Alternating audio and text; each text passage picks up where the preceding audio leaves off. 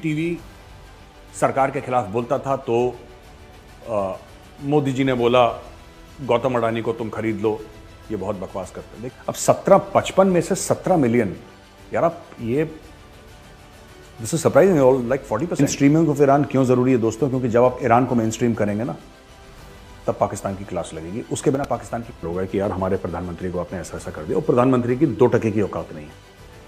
इसका मतलब ये नहीं कि शहबाज। जय हिंद दोस्तों, मैं हूं मेजर गौरव आर्य और आप देख रहे हैं द चाणक्य डायलॉग्स। इस वीडियो को लाइक करिए, हमारे चैनल को सब्सक्राइब करिए और बेल आइकन दबाना बिल्कुल न भूलिएगा। दोस्तों पहले तो माफी चाहूंगा आपसे, क्षमा चाहूंगा। मैं पिछले 3 दिन से वीडियो नहीं डाल पाया। मैं जोधपुर में था, इंडियन आर्मी के साथ शूट कर रहा था मैं।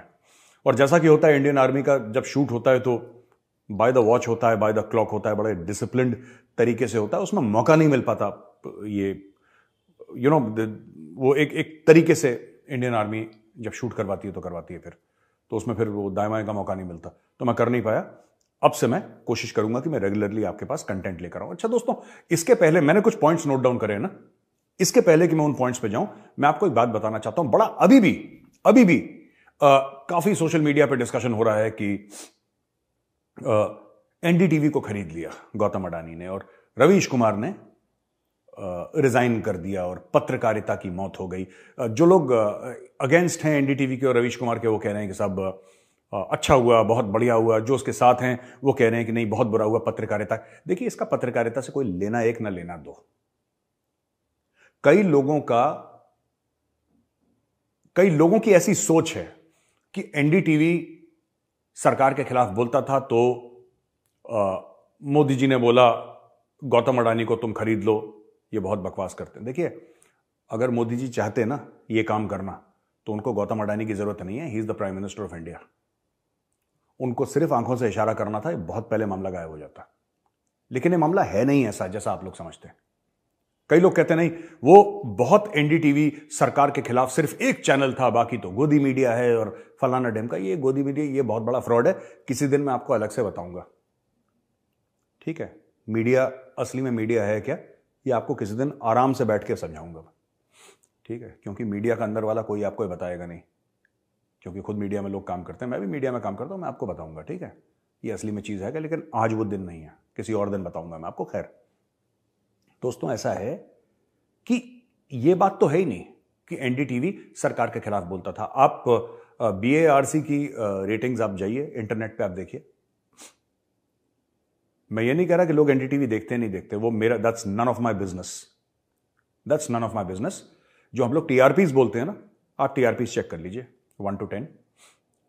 वेबसाइट पे है, इंटरनेट पे आप भी जा सकते हैं, आप भी देख सकते हैं, आपको पता लग जाएगा। तो जो लोग ये कहते हैं ना कि एनडीटीवी को इसलिए खरीदा क्योंकि सरकार के खिलाफ बोलती थी एनडीटीवी, और रवीश कुमार सरकार के खिलाफ बोलता था, इसलिए सरकार पीछे पड़ गई, I don't think that is the case, ठीक है? मैं आपको बताता हूं कि मैं क्या समझता हूं हुआ क्या है, और आप इसको नोट कर लीजिएगा। मैं इसलिए वीडियो पे बोल रहा हूं, ऑन रिकॉर्ड बोल रहा हूं कि आप नोट कर लें कि मेजर ने यह बात बोली थी। आज से कई सालों बाद आपको यह बात याद रहेगी। हाल ही में गौतम अडानी ने हाइफा पोर्ट खरीदा। करीब $3 अरब की डील थी। हाइफा पोर्ट खरीदा। हाइफा इजराइल में है, और हाइफा स्ट्रेटेजिकली बड़ा इंपॉर्टेंट है। गौतम अडानी ऑलरेडी पोर्ट्स के बिजनेस में है, इंडिया में उनके पोर्ट्स हैं। क्या गौतम अडानी ने सिर्फ प्रॉफिट के लिए हाइफा पोर्ट खरीदा? क्या उन्होंने सिर्फ मुनाफे के लिए खरीदा? नहीं, यह स्ट्रेटेजिक बाय है, राइट? आपको क्या लगता है एनडीटीवी, क्योंकि हम एनडीटीवी की बात कर रहे हैं, कितना पैसा कमा लेता होगा एनडीटीवी? आपको क्या लगता है एनडीटीवी साल में कितना मुनाफा? आप जाके उनकी बैलेंस शीट देखिए गूगल पे, आपको मिल जाएगी बैलेंस शीट, ठीक है? नीचे आपको नेट पढ़ना है, कितना पैसा कमाया एनडीटीवी ने। 10 करोड़, 20 करोड़, 30 करोड़, 40 करोड़, 50 करोड़, 100 करोड़। आपको लगता है गौतम अडानी 100 करोड़ रुपए कमाने के लिए, 50 करोड़ रुपए साल का कमाने के लिए इतना काम करेगा? वो आदमी 100 करोड़ रुपए हर दिन कमाता होगा, या फ्यू आवर्स में कमाता होगा, पूरा दिन भी नहीं, कुछ घंटों में कमाता होगा, या फिर किसी का मुंह बंद करने के लिए नहीं। दोस्तों, ये एक स्ट्रेटेजिक बाय है, जैसे हाइफा पोर्ट था, ये एक स्ट्रेटेजिक बाय है। इससे पैसा नहीं बनेगा, पर मुझे ऐसा लगता है कि गौतम अडानी साल भर के अंदर एनडीटीवी में बहुत पैसा डालेगा, बहुत ज्यादा पैसा डालेगा गौतम अडानी एनडीटीवी में। एनडीटीवी के जो हेडक्वार्टर्स हैं वो शिफ्ट होंगे, राइट? और मुझे ऐसा लगता है कि he will take the brand global. और मैं आपको बताता हूं, क्योंकि मुल्कों का ऐसा होता है, देश ऐसा करते हैं, राइट? आपको पता है अल जजीरा जो है वो कतर का ब्रांड है। अल जजीरा जो है वो कतर का ब्रांड है। बीबीसी इंग्लैंड का है, यूके का ब्रांड है। सीएनएन, फॉक्स न्यूज अमेरिका का ब्रांड है। भारत का क्या ब्रांड है? कोई भी नहीं। जो ग्लोबल नैरेटिव सेटिंग है वो कैसे होगी ग्लोबल? क्योंकि जिस तरीके से वो ऑस्ट्रेलिया में कुछ ले लिया, छोटी सी, किसी को पता भी नहीं लगा, ऑस्ट्रेलिया में कोई बिजनेस ले लिया, इजराइल में एक बिजनेस ले लिया, इंडिया में एक छोटा सा बिजनेस ले लिया।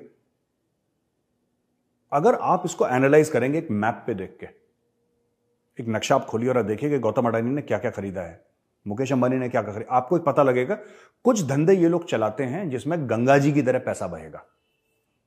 कुछ बिजनेस ये इसलिए चलाते हैं कि बहुत पैसा आएगा, और कुछ बिजनेस वो इसलिए खरीदते हैं क्योंकि ये स्ट्रेटेजिक बाइज है। ये स्ट्रेटेजिक बाय है, मैं आपको बता रहा हूं। आप मेरी बात मान के चलिए, आपको ये बात प्रूव हो जाएगी। आज नहीं कल लोग हंसेंगे कि मेजर साहब ये आपने कौन सी बात कही थी, लेकिन मैं आपको बता रहा हूं। जो right wing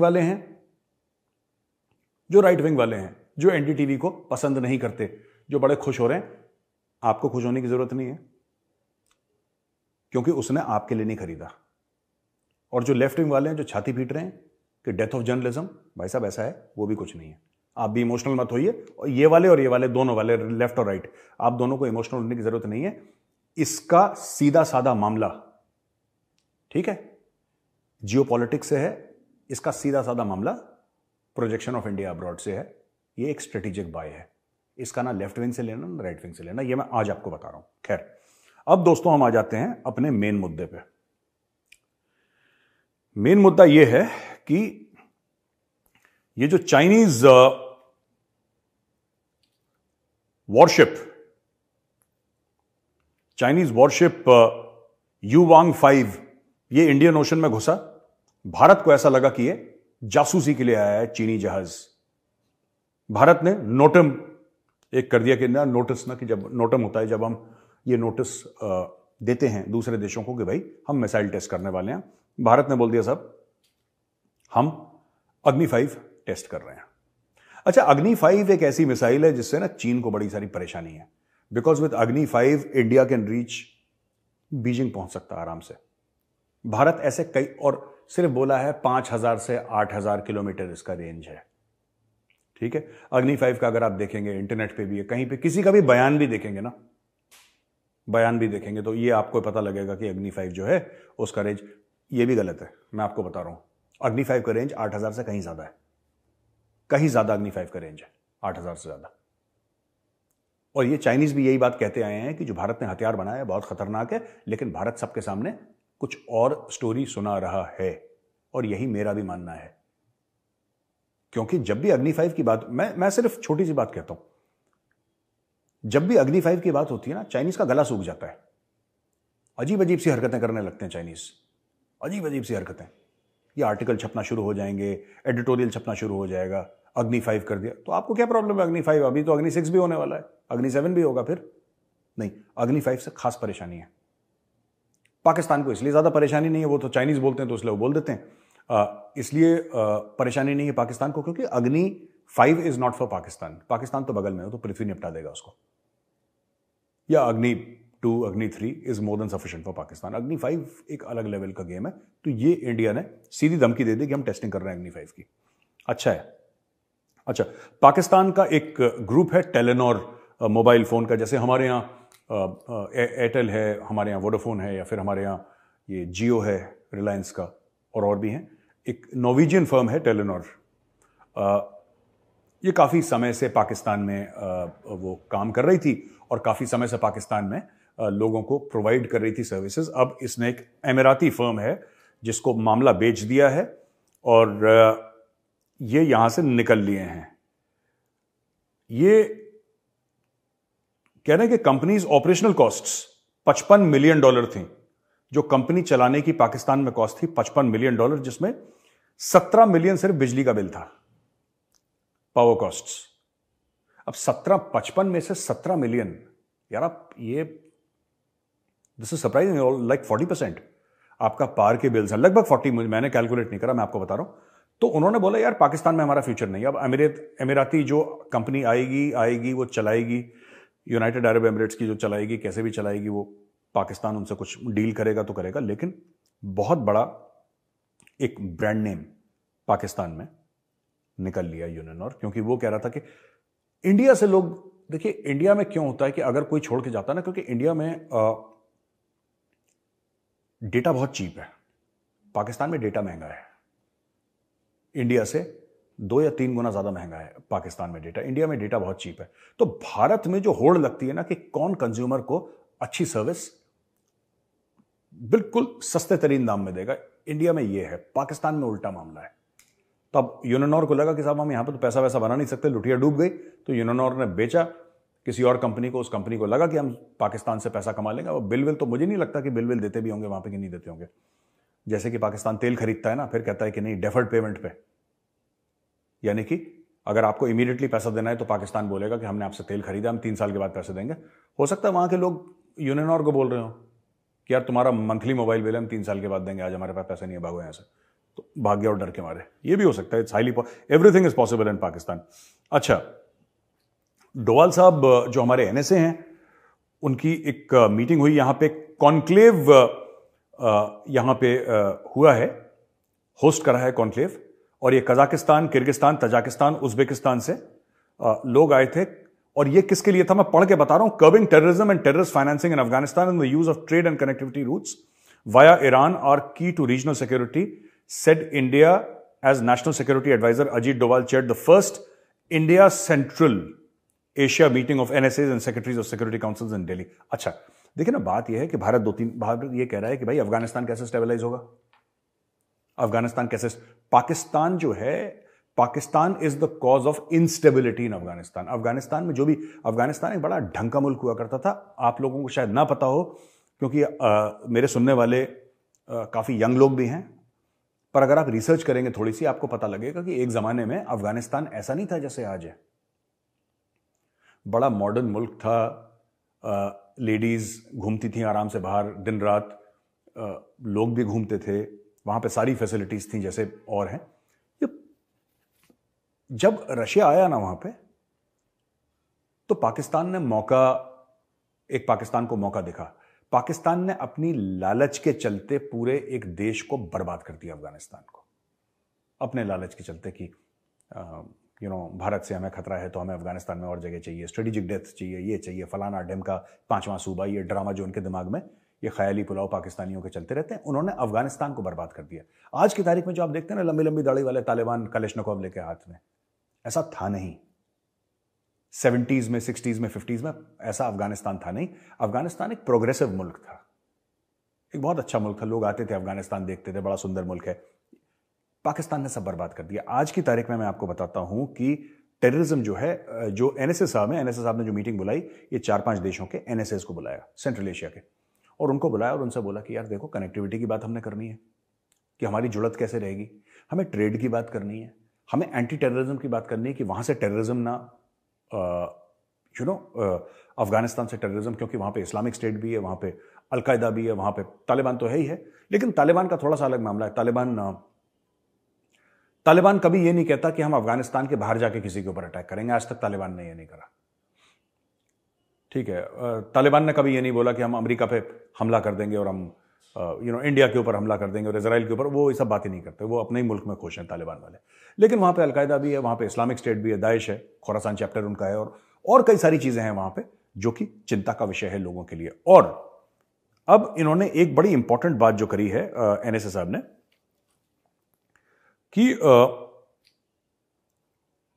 India's extended neighbourhood की बात करिए, कि ये चाहे हमारे बॉर्डर न मिलते हो फिर भी हमारे पड़ोसी हैं और हमें उनका ख्याल रखना है, हमें उनका ध्यान रखना है। और इसमें और अलग अलग बातें उन्होंने कही।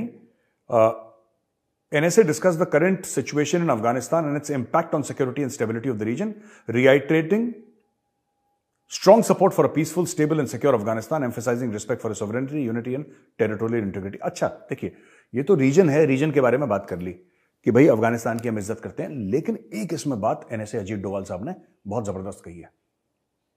ईरान से कनेक्टिविटी की उन्होंने बात बोली है, और मैं जो हूं एज एन एनालिस्ट, मुझे यह बात इमीडिएटली समझ में आ गई। मैं कई बार कह चुका हूं, आज मैं दोबारा कह रहा हूं, मेन स्ट्रीमिंग ऑफ ईरान जरूरी है। मेन स्ट्रीमिंग ऑफ ईरान क्यों जरूरी है दोस्तों? क्योंकि जब आप ईरान को मेन स्ट्रीम करेंगे ना, तब पाकिस्तान की क्लास लगेगी। उसके बिना पाकिस्तान की क्लास नहीं लग सकती। पाकिस्तान को क्यों, अक्सर लोग मुझसे पूछते हैं कि यार पाकिस्तान इतनी टेररिज्म करता है, ये करता है, इतना बुरी उसकी हरकतें हैं, लेकिन फिर भी दुनिया क्यों टॉलरेट करती है? दोस्तों इसलिए टॉलरेट करती है क्योंकि अफगानिस्तान के साथ उनका बॉर्डर है। पाकिस्तान का कोई इंपॉर्टेंस नहीं है इस दुनिया में। जियो स्ट्रेटेजिक लोकेशन अगर आप पाकिस्तान की हटा दें तो पाकिस्तान को कोई नहीं पूछेगा, कोई नहीं पूछेगा पाकिस्तान को। मैं आपको बता रहा हूं, पाकिस्तान का कोई चीज नहीं है जिसके लिए पाकिस्तान को पूछा जाए, पाकिस्तान को एक कुर्सी दी जाए, पानी पूछा जाए, दिन का समय दिया जाए पाकिस्तान को। ऐसा है ही नहीं पाकिस्तान में कुछ। एग्रीकल्चर का भट्टा बैठा हुआ है, इकोनॉमी का भट्टा बैठा हुआ है, डिप्लोमेसी का भट्टा बैठा हुआ है, पॉलिटिक्स का भट्टा बैठा हुआ है। पूरी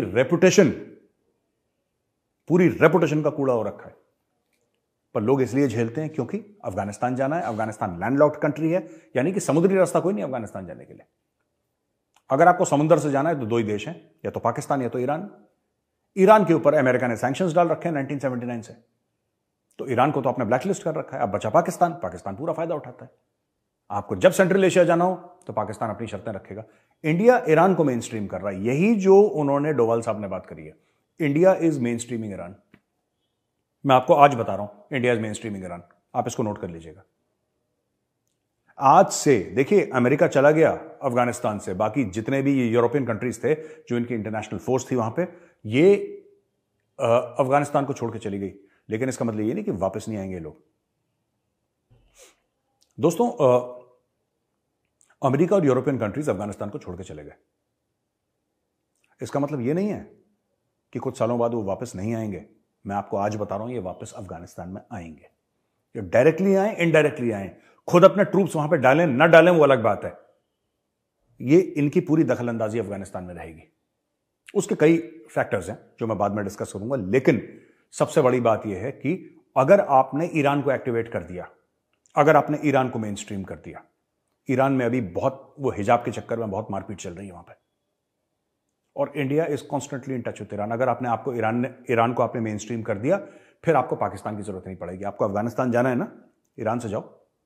भाई हमने पोर्ट बनाया वहां पे, चाबहार पोर्ट हमने क्यों बनाया? भारत ने अरबों डॉलर खर्च करके चाबहार पोर्ट क्यों बनाया? वहां पे रेलवे लाइन क्यों डाली है? इसलिए तो डाली है। आप इस्तेमाल करिए उसका, आप इस्तेमाल करिए। नॉर्थ साउथ इकोनॉमिक कॉरिडोर का आप इस्तेमाल करिए। रूस से सीधा ईरान के थ्रू आती है, Pakistan Afghanistan right hand side में कट हो जाते हैं, इस तरीके से आती है कॉरिडोर, सीधा मुंबई पे लैंड करती है। आपको अगर अफगानिस्तान जाना है तो ईरान से जाइए ना। आपको पाकिस्तान की इतना क्या दिमाग में लोड लेके घूम रहे हैं कि अगर पाकिस्तान नहीं होगा तो काम नहीं बनेगा। हम आपको ऑल्टरनेटिव दे रहे हैं, ये मेन प्लान है। आप देख लीजिएगा, मेन स्ट्रीमिंग ऑफ ईरान हो रही है, साल लग जाएंगे इसमें। आप ये मत सोचिएगा कि एनएसए साहब ने एक कॉन्फ्रेंस कर दी तो सारा काम हो गया। नहीं, इसमें टाइम लगेगा, लेकिन ये काम हो जाएगा और ईरान मेन स्ट्रीम हो जाएगा। आज नहीं तो 5-10 साल बाद Iran will get main streamed, और अगली बार जब अफगानिस्तान जाना होगा तो लोग ईरान से आएंगे। पाकिस्तान को आइसोलेट करना एक मुद्दा है। मैं ये नहीं कह रहा कि सारे मुद्दे यही हैं, लेकिन एक मुद्दा ये भी। अच्छा दोस्तों, एक और चीज हो गई। शहबाज शरीफ मुजफ्फराबाद गए थे कल परसों, तो वहां पे जो पाकिस्तान ऑक्यूपाइड कश्मीर है, जिसको आजाद कश्मीर बोलते हैं ना, उनका प्राइम मिनिस्टर है उसकी औकात दो कौड़ी की नहीं, लेकिन उसको प्राइम मिनिस्टर बोलते हैं। वहां पे एक प्रेसिडेंट भी है, ठीक है, जिसको इस्लामाबाद में बैठा ना असिस्टेंट सेक्रेटरी, जॉइंट सेक्रेटरी जो है, वो हड़काता रहता है उसको, ऊपर बैठ, छत पे जाके बैठ, नीचे जी मालिक, इस टाइप का मामला है वहां पे, ठीक है ना। उसका नाम है सरदार तनवीर इलियास। तो तनवीर इलियास जो थे, सरदार तनवीर इलियास, वो बोल रहे थे वहां पे कि साहब मुझे कुछ कहना है हमारे इसके लिए उसके लिए, कुछ अपनी स्टोरी वो सुना रहा था जब शहबाज शरीफ वहां पे स्पीच दे रहा था। तो शहबाज शरीफ ने उसको बोला बैठ जाइए बैठ जाइए बैठ जाइए। तो वहां पे जो पीओके के जो कश्मीरी हैं, अब कश्मीरी तो नहीं है, वो सब लोग कश्मीरी अपने आप को बोलते हैं, they are not Kashmiris technically, mostly Kashmiri बहुत कम है वहाँ पे, लेकिन फिर भी तो वो लोग बड़ा ना इमोशनल हो गए कि यार हमारे प्रधानमंत्री को आपने ऐसा ऐसा कर दिया, और प्रधानमंत्री की 2% की औकात नहीं है। इसका मतलब ये नहीं कि शहबाज शरीफ की औकात है, मतलब उसकी शहबाज शरीफ से भी कम है, तो आप लगा लीजिए फिर। लेकिन मैं ये कहता हूं ना पाकिस्तानियों को, कश्मीरियों से नाता क्या, ला इलाहा इल्लल्लाह, झूठ क्यों बोलते हो यार तुम लोग? झूठ क्यों बोलते हो तुम लोग? किस चीज का झूठ बोलते हो?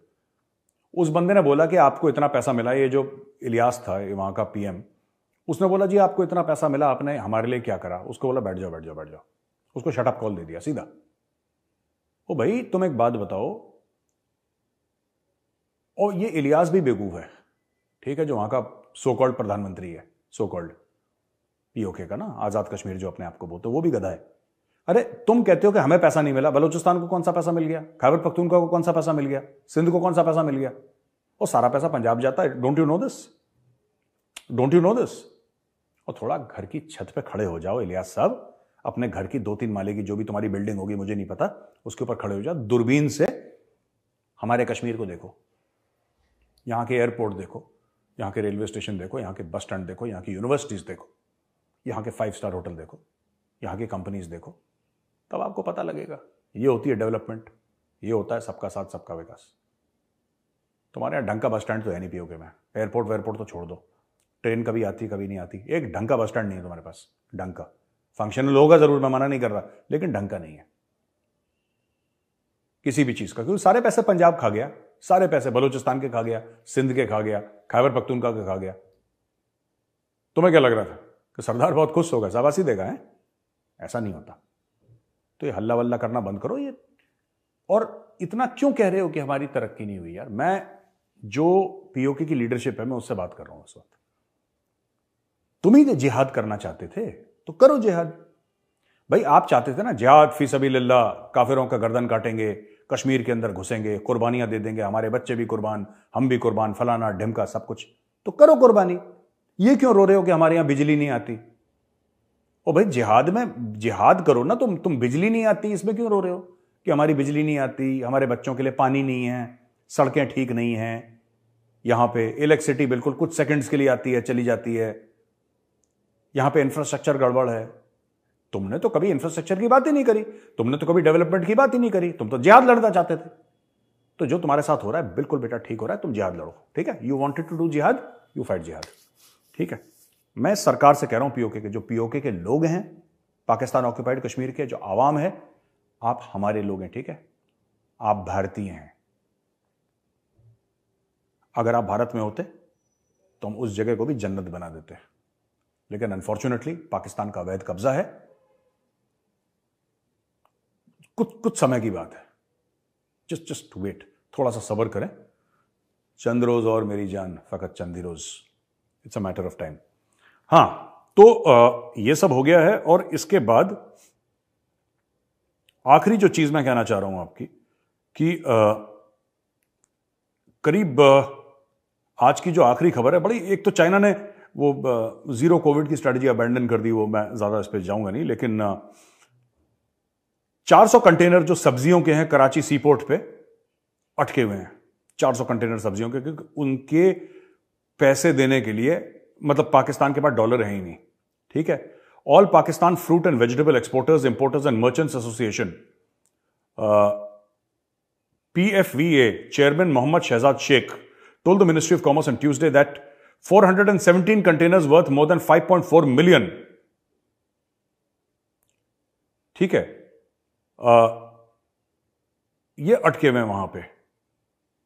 इसमें प्याज हैं, इसमें अदरक है, इसमें गार्लिक है, लहसुन, और ये सब हैं क्योंकि कुछ $1 मिलियन देने हैं। और जो कमर्शियल बैंक्स हैं वो कह रहे हैं कि साहब हमारे पास फॉरेन एक्सचेंज है ही नहीं, तो बेटा तुम प्याज टमाटर भूल जाओ, कुछ नहीं, वहां पे सड़ रहे हैं चीजें कराची पोर्ट पे, और आगे जाने का कुछ नाम है नहीं, क्योंकि पाकिस्तानी बैंक्स उनको फॉरेन एक्सचेंज नहीं दे पा रहे। तो ये बड़ा क्राइसिस हो रहा है पाकिस्तान में कि सामने सब्जियां हैं, आपको खुशबू आ रही है टमाटर की, आपको लहसुन की, प्याज की खुशबू आ रही है, धनिए की खुशबू आ रही है, लेकिन वो कंटेनर से लेकर कढ़ाई तक, के टू के, कंटेनर टू कढ़ाई, वो आ ही नहीं पा रहा। तो दोस्तों आई होप आपको वीडियो पसंद आया होगा। मैं फिर आऊंगा बहुत जल्द एक और वीडियो लेके। इस वीडियो को लाइक करिए, हमारे चैनल को सब्सक्राइब करिए और बेल आइकन दबाना बिल्कुल मत भूलिएगा। जय हिंद।